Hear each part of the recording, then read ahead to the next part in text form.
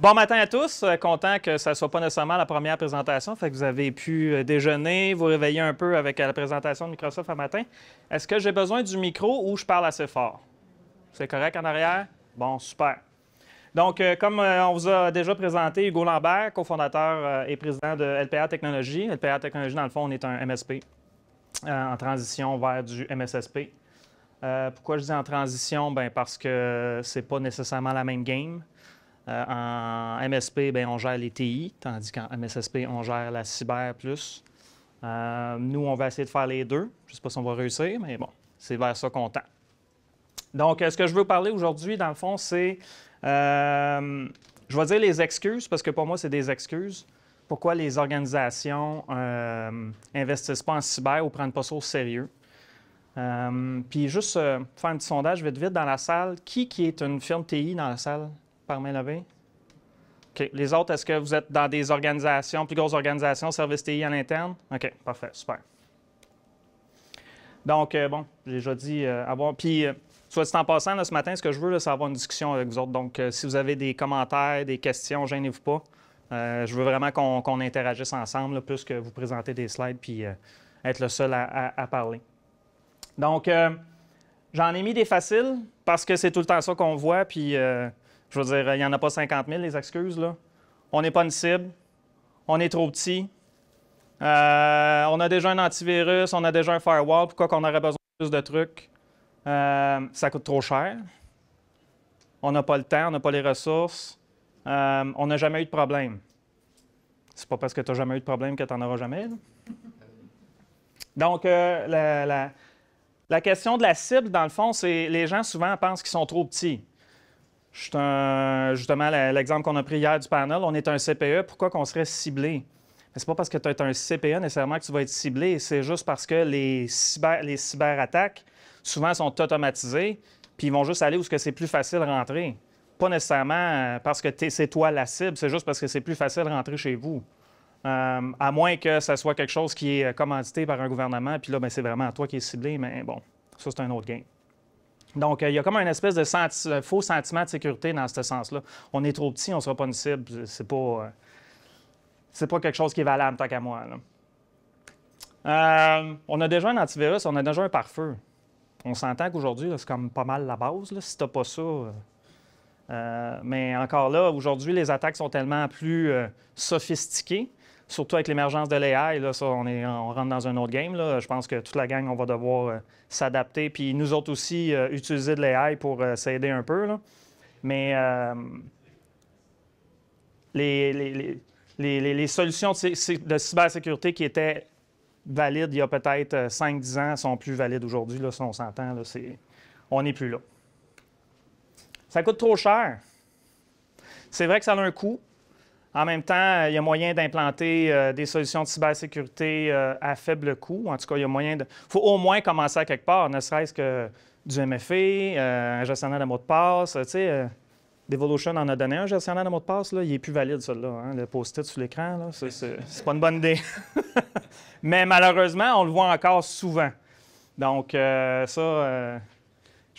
essaie de l'enseigner. Puis ça, je pense que tout le monde, là, on doit faire de l'évangélisation ou d'essayer de faire comprendre. D'ailleurs, il y a eu une question dans l'Apps, là, comment on peut faire pour conscientiser les gens à la cybersécurité. C'est pas compliqué. Il y a la méthode de leur faire peur, mais tant qu'à moi, ça ne marche pas. C'est plus de faire de l'éducation, puis vraiment d'avoir une discussion sérieuse avec les gens pour leur faire réaliser qu'il faut prendre ça au sérieux. On n'a pas le temps, on n'a pas les ressources, c'est vrai. Même nous autres, en tant que firme TI, on a de la misère à engager des ressources. Mais en même temps, je pense que c'est notre job en tant que firme TI ou gens de TI à l'interne de faire comprendre à vos dirigeants qu'il y a des gens qui sont là sur le marché pour aider. Si vous êtes une firme, si vous êtes des gens à l'interne, il y a des firmes externes pour aider.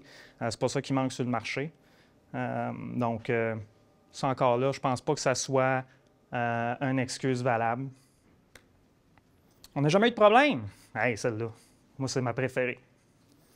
Moi, dans ce temps-là, je pose la question, avez-vous déjà passé au feu? Vous êtes-vous déjà fait voler? Souvent, la réponse, c'est non. Bien, pourquoi vous avez une assurance? Puis là, j'essaie de le dire sur un ton pas trop baveux, parce que des fois, ça peut être mal perçu.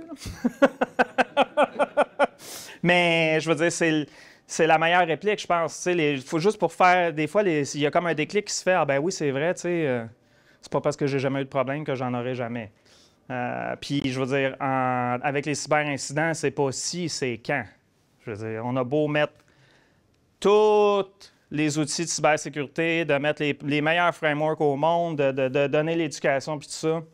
Malheureusement, le risque zéro, ben, il n'existe pas. Les conséquences, ben, sont multiples. Les fuites de données. Quand ça se retrouve dans les médias, ben, perte de confiance, les amendes possibles. Maintenant, avec la CAI puis la loi 25, c'est quelque chose qui est peut-être plus supposé d'être plus, je dis supposé, d'être plus tangible au Québec. En Europe, ils ont la RGPD, mais au Québec, la CAI, malheureusement, n'a pas encore tapé ses doigts à personne. Jean-François, hier, sur le panel du midi, en a parlé. Là, on attend après encore le patient zéro.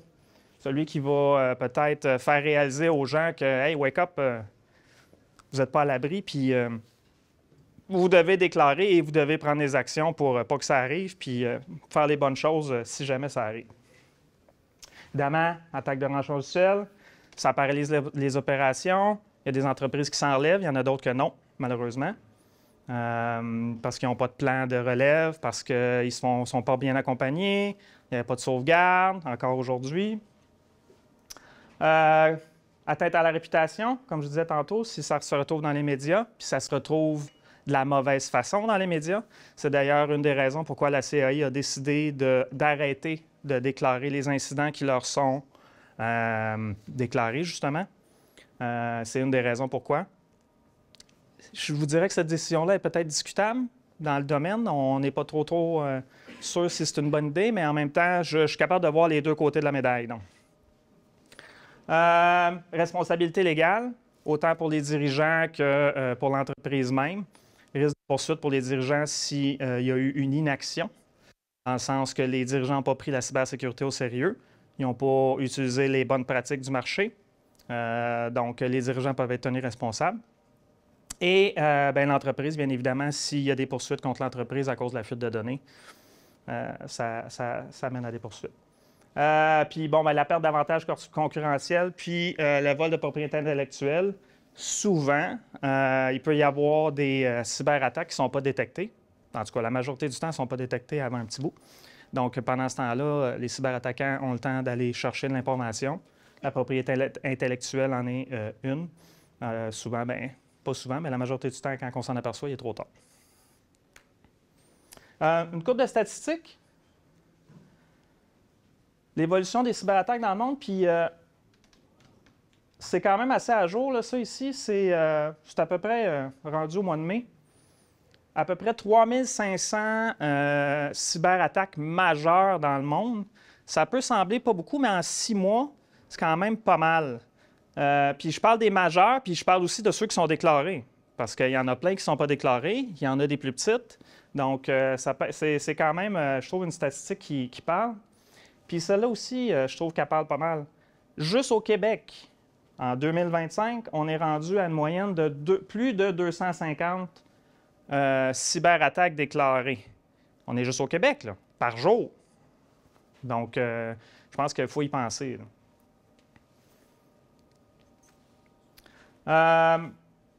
Les menaces qui ont été identifiées là, par le Centre de cybersécurité canadien, bon, les attaques contre le gouvernement, les infrastructures critiques, les attaques contre les intelligences artificielles, qui sont en grande progression, évidemment. Plus on utilise les AI, plus ça va devenir une cible. Les cybercrimes en tant que service. À cette heure, on est capable d'acheter un package pour faire du hacking, puis de faire des cyberattaques sur le dark web, puis c'est pas long. Là. Puis ça ne coûte pas des milliers de dollars, c'est des centaines de dollars. Les rançons logiciels, c'est encore la majeure partie des cyberattaques qu'on voit pour le moment. Petit rapport de Palo Alto qui vient de recouper un peu les stats qui ont été montrés hier matin par Devolution sur leur sondage. 86 % des cyberattaques qui ont causé des interruptions de service puis des atteintes à la réputation. La majorité des entreprises, heureusement, des grandes entreprises ont réussi à se relever, mais quand on parle de PME, souvent, on met la clé dans la porte, puis merci, bonjour. Dans 25 des cas, les données ont été exfiltrées en moins de 5 heures, même moins que ça. C'est vite. Souvent, là, les entreprises, s'ils n'ont pas de plan de relève, s'ils n'ont pas les infrastructures en place, ils ne le voient pas passer, puis ils ne sont même pas capables de l'arrêter, puis il est trop tard, bye.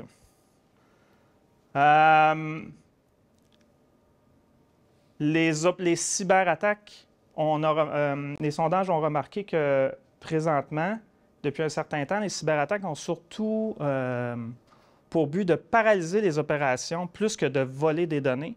Des données sur le Dark Web, il y en a en masse.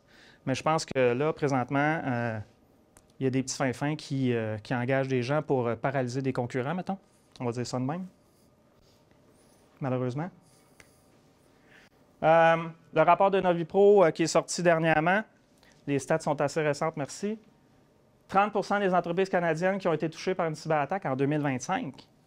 Ça fait juste 6 mois, là. C'est beaucoup. 37 qui ne forment pas leur personnel. On en a parlé hier sur le panel aussi. La formation. On a beau mettre les outils en place. Si Ginette à la réception, elle clique sur tout ce qu'elle voit, puis elle ouvre tous les emails qu'elle voit, ou qu'elle colle encore son mot de passe sur son laptop, ou qu'elle utilise le même mot de passe partout, puis fait que ça. On a des dirigeants d'entreprise qui ne veulent pas en avoir de méfaits. Ah, c'est trop chiant. Comment ça, c'est trop chiant? C'est pour te protéger, c'est pour protéger ta business. Ah, ben mets-la à tout mon staff, mais moi, je ne veux pas l'avoir. Qu'est-ce que c'est ça? Hein, vous avez déjà vu ça? Toujours, hein? Ou c'est ma business, je veux avoir les droits admin sur mes systèmes. Non. Évidemment, je ne le dis pas comme ça, mais je veux dire, il faut avoir cette discussion-là avec les gens pour les éduquer et leur faire comprendre que c'est vraiment pas une bonne idée. Québec, région, les intentions d'investissement sont le plus faibles. Qu'est-ce qui se passe au Québec? On est-tu meilleur que les autres? Je veux bien croire qu'on est une société distincte, mais on est à risque comme tous les autres, là. Donc, puis même, je vous dirais qu'avec la loi 25, malheureusement, ce qu'on voit sur le marché, c'est que les entreprises ne prennent pas ça au sérieux. On le voit ici, là, ça en est un exemple clair, là. J'aimerais ça, le gros de la présentation, comme je vous ai dit, c'est une discussion que je vais avoir avec vous. Donc, qu'est-ce que vous voyez, vous, dans vos organisations, soit chez les clients ou même à l'interne, là, dans vos équipes de direction? Oui. Tu évoquais tantôt toutes les raisons qu'on entend. Moi, depuis à peu près 1 an ou 2, là, même chez des clients qui prennent ça à cœur, la sécurité, j'entends comme... Je vis comme une espèce de... Comme si les gens étaient un peu écœurés d'entendre parler de ça, comme si c'était un bruit de fond. Ouais. On entend parler d'un média, tout le monde en parle. Ça devient comme un bruit de fond normal, comme au feu, mais il n'y a plus personne qui réagit ou qui pouvait réagir comme dans le temps, parce que tout le monde était un peu paniqué. Là, c'est parti du décor, comme un peu des nouvelles, on entend parler qu'il y a des gars qui sont comme un peu détachés de ça. Je pense que c'est ça que je vis présentement avec ma clientèle. Un peu comme la COVID. Au début, tout le monde capotait, puis à un moment donné, ben là, je la pognerai, puis c'est tout. Là. Il n'y a pas personne de mort, ou à peu près. Là. Mais oui, effectivement, il y a comme une espèce de... Ça fait partie du paysage. Ouais. Donc, oui. C'est difficile de ramener après ça, trouver d'autres discours ou d'autres approches. Mm-hmm. Effectivement. Oui. Bien, tantôt, tu parlais de société distincte, puis je pense que c'est un peu typique à nous autres d'avoir un peu la tête dans le centre. Autant au niveau des entreprises, les dirigeants, oui, ils se font dire, ces stats-là, même s'ils sont exponentiels, c'est pas une nouveauté. Ça fait 20 ans qu'on voit les mêmes. Oui. Ils font juste augmenter. C'est important la cybersécurité, puis comme le collègue l'a dit, c'est un peu comme un plus fort. Puis, ils ne se sentent pas responsables. Ils disent, bon, ça fait longtemps que c'est de même. Comme il dit, ça brûle, mais dans le fond, je ne veux pas être victime encore. Fait qu'on se met la tête dans le centre et on se dit tout est correct. Mais rendu là, tant qu'à moi, c'est de l'aveuglement volontaire. Donc, je pense que c'est vraiment quelque chose à prendre au sérieux puis à faire comprendre aux dirigeants d'entreprise que tu ne peux pas prendre ça à la légère. Les risques de poursuite, tantôt, là, les gens vont dire qui c'est qui va me poursuivre? Bien, avec la loi 25, là, ça ne sera pas nécessairement le monsieur, madame, tout le monde qui va te poursuivre, qui n'a pas nécessairement les reins solides pour poursuivre une business. Ça va être le gouvernement. Là, ça ne sera pas la même game, là, les amendes et tout. Là. Donc, je pense que les gens, c'est à nous à tenter de faire comprendre ça aux dirigeants d'entreprise, là. Mais tu sais, en tant qu'MSP ou fournisseur de services, souvent c'est l'étiquette vendeur qui arrive. Ouais. Tu as besoin de ça. Non, c'est pas le vendeur qui parle.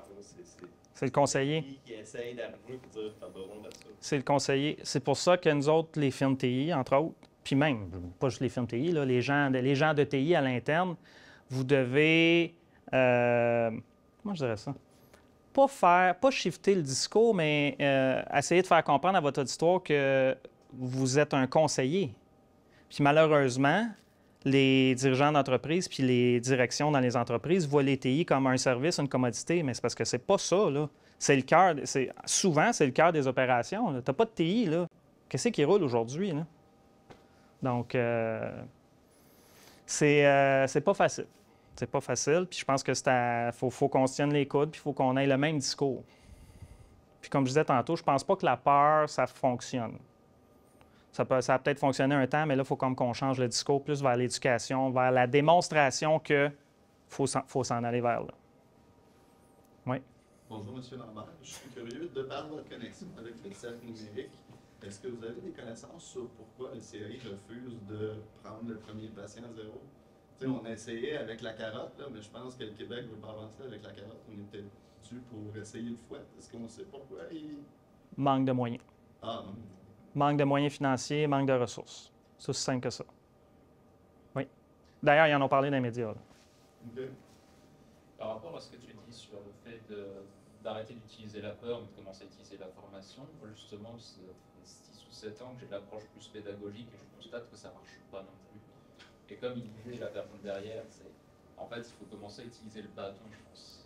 Il y a beaucoup d'écœurantites avec les personnes avec qui je parle sont très écœurées et on constate qu'on passe la moitié de notre temps à se baquer sur des risques qu'on prévient plutôt qu'à faire du vrai travail de cybersécurité et d'agir vraiment de notre côté.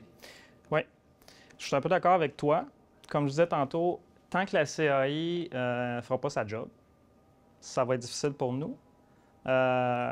Mais nous, une approche qu'on a utilisée chez LPR, c'est... Nous, on a comme je vous dirais, un stack de cyber de base. Tu n'as pas ça, tu n'es pas client chez nous. Puis quand on l'a implanté, 98 de la clientèle n'a rien dit, puis il l'a pris, puis merci, bonjour. Le 2 qui restait, là, on les a laissés partir. On les a même aidés à partir. Moi, je ne me mettrais pas au bat pour toi parce que tu veux pas avoir la base plus, là. Parce que quand ça va, excusez l'expression, quand ça va chier, qui c'est que tu vas venir voir? Non. Fait que je pense que, tu sais, les firmes TI, il faut qu'on se tienne debout à un moment donné. Souvent, les clients qui vont refuser, c'est peut-être des clients que c'est pas nécessairement vos meilleurs clients. Donc, ça peut permettre de faire un petit ménage aussi. Oui. Bon, je suis peut-être intrus dans la salle ici. Moi, je fais partie du gouvernement du ministère de la Santé, une institution aussi.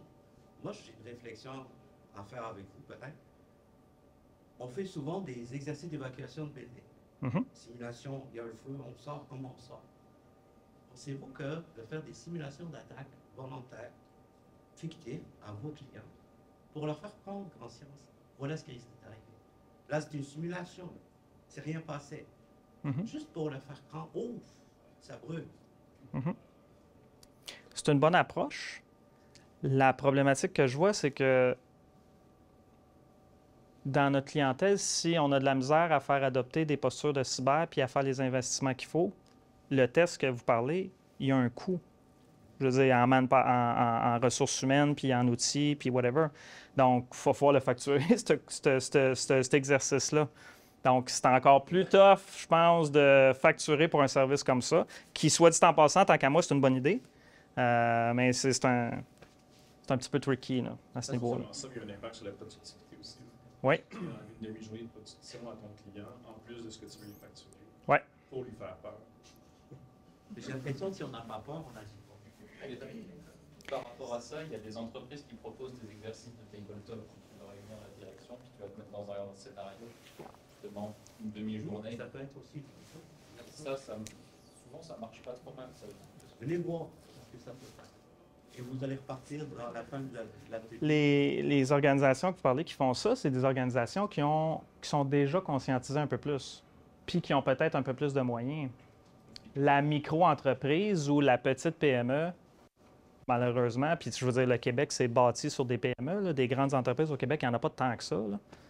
Donc, je dirais que oui, là-dessus, on est comme une société distincte, là, là-dessus, mais c'est des enjeux, malheureusement, avec lesquels il faut qu'on travaille. Peut-être, c'est que c'est avec les.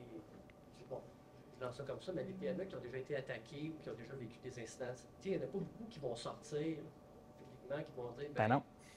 Tu sais, comme mettons, moi, on est chez les concessionnaires auto, ben, à un moment donné, si j'apprends qu'un concessionnaire a été attaqué, que ça leur a coûté tant et que ça a été l'enfer, ben souvent, quand j'avais l'information, j'allais la reporter à mes autres clients concessionnaires. Puis d'autres faisaient comme « Oh! » Puis tu sais, le coup de téléphone, oui, c'est vrai. Il se passait quelque chose, là. Puis encore là, parce que malheureusement, c'est peut-être la peur. T'avais-tu l'autorisation du concessionnaire attaqué pour le faire? Oui, oui. OK. Je les ai appelés, je les ai appelés pour expliquer ce qui était passé. Puis je leur ai demandé si je pouvais aller sensibiliser les autres. Mais si, dans toutes les sphères, tu sais, s'il y avait plus d'informations, on avait plus accès à cette information-là, les autres PME, peut-être ça les. Ça revient un peu à ce que je disais tantôt, tu sais, quand la CAI a pris la décision de ne plus déclarer les incidents qui lui sont rapportés. Ça a un couteau à deux tranchants, mais en même temps, tu ne veux pas être l'entreprise chez qui on spread dans les médias que tu t'es fait cyberattaquer. Si tu as fait tout ce que tu avais à faire puis que c'est arrivé, c'est un peu moins pire. Tu sais, tant qu'à moi, le risque réputationnel est un petit peu moins pire. Mais si tu es un de ceux, puis il y en a un méchant lot qu'ils n'ont pas fait grand-chose ou qu'ils n'ont rien fait, ils ont quasiment fait exprès pour se faire attaquer, tu veux pas que ça se sache, là, parce que c'est pas bon pour la business, comme on dit. D'autres questions, d'autres commentaires? Oui? Ça peut aider. Moi, pendant un petit bout, on vendait de la sécurité puis des produits faibles, des affaires de même. Et c'était plus dur à vendre. Et là, j'ai comme réalisé récemment que vendre de la formation à place aux clients, vendre des campagnes d'hameçonnage, ça coûte pas mal moins cher. Puis ça sensibilise le client, ça le forme. Puis là, après ça, il voit s'il est à risque. Puis là, après ça rentre bien. Après ça, de vendre de la sécurité par après. Plus que de voir rentrer de la sécurité à vendre. Oui. Bien, nous, d'ailleurs, ça fait partie de notre stack de base. C'est même pas une option, là. Donc, ça, je pense que c'est une approche qui fonctionne. L'autre approche qui fonctionne aussi, puis là, bon, ça, c'est un petit peu un truc de vendeur, là, désolé, mais l'opt-out dans un forfait ou dans un service plus que l'opt-in. Dans le sens que j'envoie une communication à ma clientèle à partir de telle date, dans votre package, vous avez tel service de cybersécurité de plus ou tel outil de formation et tout. Si vous ne le voulez pas, contactez-nous. 95% et plus ne te reviendront pas, puis ils vont le prendre, puis ils vont payer, puis merci, bonjour. Plus que si tu leur avais dit, le voulez-vous, contactez. L'inverse, là, ça, c'est magique. Donc, nous, c'est une stratégie qu'on utilise puis qui fonctionne super bien. Donc, ça nous a permis d'avoir le même stack de cyber partout. Ils ont de la formation, ils ont des tests de phishing, ils ont du pentest, ils ont un paquet d'affaires. Puis les pentests, c'est pas pour avoir l'air fin, c'est pour s'auto-challenger nous-mêmes. On peut, en tant que firme TI, là, faire des misconfigs ou on a oublié telle affaire ou il y a une nouvelle vulnérabilité qui est apparue puis on ne l'a pas vu passer, whatever. Il n'y a personne de parfait, là. Donc, nous, les pentests, on les fait pour nous autres plus que pour le client avant tout. Puis en même temps, ça permet de démontrer au client, bien, regarde, on fait ça pour toi. D'autres commentaires, d'autres questions? Marco? Commentaire? Oui. Écoute, tu sais, la cyber chez nos clients, justement, c'est que soit justement qu'on les, je pas l'expression, mais les forcer. C'est-à-dire vous dire, ben voici comment nous on travaille avec vous parce qu'on doit vous supporter, c'est un commentaire que tu avais tantôt. Parce qu'aujourd'hui, c'est encore considéré comme une dépense dans les entreprises, au lieu d'un investissement pour améliorer sa productivité et tout ça. C'est l'enjeu, puis c'est le discours qu'on tient depuis déjà presque 10 ans pour certains. Desjardins a été notre meilleur levier, en tout cas au niveau des MSP, pour amener la sécurité dans les entreprises, mais c'est pas complété. Il reste encore du chemin à faire. Il reste du chemin à faire, puis la CAI ne nous aide pas, mais les assureurs commencent à nous aider. Les questionnaires cyber, les assurances cyber, là, Nous, on en reçoit au bureau, là, puis évidemment, les clients veulent qu'on les aide à les remplir. Puis nous, l'approche qu'on a, c'est, ben voici la posture actuelle. Tes assurances, on ne sait pas combien ils vont coûter, mais si on fait ça, ils risquent de te coûter pas mal moins cher. Fait que c'est un outil qu'on utilise aussi là, pour conscientiser les clients. Puis ça, là, ils le voient en argent. Là, OK, je vais sauver sur mes assurances, je vais avoir une meilleure posture, puis tout ça. Fait que money talk, malheureusement. Ouais. C'est ce que je fais pas ou coûter combien. C'est ça, exactement. Oui, monsieur en arrière? Non? Oui? Ah, il reste 5 minutes. Désolé, je ne t'avais pas reconnu. D'autres commentaires? Ben si... Oui, vas-y. Ben, c'est un peu plus large comme discussion, mais j'ai l'impression qu'au Québec, on est très déresponsabilisé. Le gouvernement prétend faire beaucoup de choses pour nous. Les gens s'attendent que le système de la santé prenne soin de nous, puis Ouais. le système d'éducation éduque nos enfants, puis on a nos fêtes à la SAC. Puis même nos clients, nous, on est chanceux. Nos clients, ça fait longtemps qu'ils sont avec notre entreprise. À l'époque, c'était plus du break-fix, c'était à la carte. Puis là, on les approche avec ces solutions-là. Puis ils nous disent, ouais, mais il y a 10 ans, quand tu as mis le VPN, tu as dit que ça me sécurisait. Ouais, ton exchange était on-prem, tes clients étaient au bureau, il n'y avait pas de télétravail. Le contexte a complètement changé. Ouais. Et eux sont restés sur cette idée-là. Puis ils pensent qu'on est expert de leur entreprise, puis de leur situation, puis qu'on a un plan de relève. Mais tu m'as jamais demandé de faire ça. On te l'a proposé, tu as dit non, parce que ça coûtait cher. Puis quand un événement arrive, ben, tu devrais le régler en 15 minutes. Ouais. Pas de plan. T'en voulais pas de plan. Combien... Cette discussion-là, on est obligé de l'avoir à tous les semaines. Oui, à tous les semaines. Comme la même chose que l'évolution technologique. Combien je ne vais pas dire de vieux chefs d'entreprise, là, mais plus âgés. Je suis quand même 47, là, je ne suis pas si jeune que ça, mais combien de gens qui voient un PC encore comme un VHS qui marche pendant 15 ans ou un serveur? Non, ça marche. Voyons, ça marche, là, il marche, là. Ça fait 7 ans qu'il est là, il est dans la poussière. Non, c'est ça. Fait que, mais oui. Fait que je pense que ce qui va ressortir aujourd'hui, c'est que malheureusement, la cybersécurité aujourd'hui, ce n'est pas un luxe. C'est une nécessité stratégique. Puis je pense que c'est ce petit twist-là qu'il faut faire comprendre, autant dans les organisations, là, pour les gens qui sont à l'interne, que nous autres, en tant que firme TI, là, on n'a pas le choix. Fait que merci beaucoup de m'avoir écouté.